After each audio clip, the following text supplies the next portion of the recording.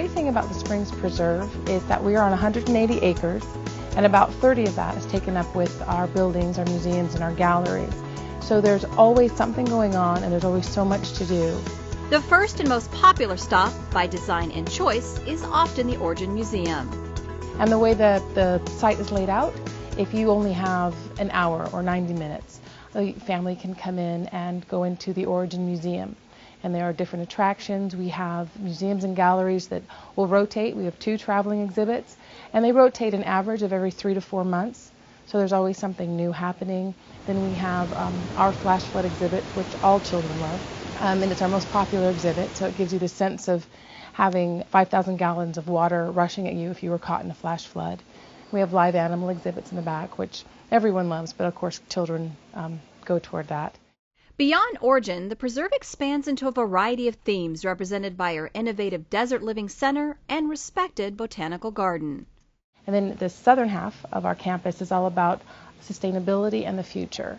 So there are all sorts of architectural marvels really to look at throughout our Desert Living Center, and then 8 acres of just beautiful gardens. So you could come out and take a 30-minute walk in the garden, or you could just start from one end and spend an entire day going across and taking advantage of everything that we offer. Including the whole world of the Wilder Preserve, which is accessible by foot or some entertaining yet educational modes of transportation. We have in the back, we have our interpretive trails, about 2.5 miles of historic walking trail, and there are bicycles which we rent, and families can get a seat for a toddler or smaller bikes for children and take the time to go out around the trail. We have a train as well, and that takes about 20 minutes.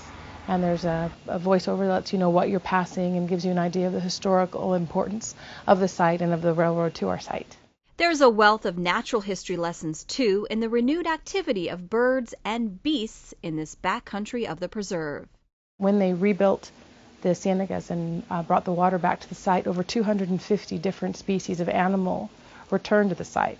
Obviously, the majority of those are birds, but we do have a family of fox that live out there, and desert ground squirrel, and you can see them running around. We have some eagles and falcons who will come by, and you'll catch them perching. I know we are very popular for bird watching. Then, when you're hungry for something to go along with all of the new knowledge, the Divine Cafe offers refreshing and satisfying meals in your own perch with its amazing vista of the preserve and valley. The view is unparalleled in the entire city. It actually gives downtown and the Las Vegas Strip. It's a great way just to spend an afternoon and really look at the valley and see why so many of us call it home.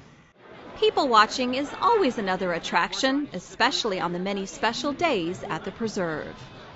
We have seasonal festivals, which usually go with the nicer weather, obviously. So in the fall, we have an Asian Heritage Festival that we've done.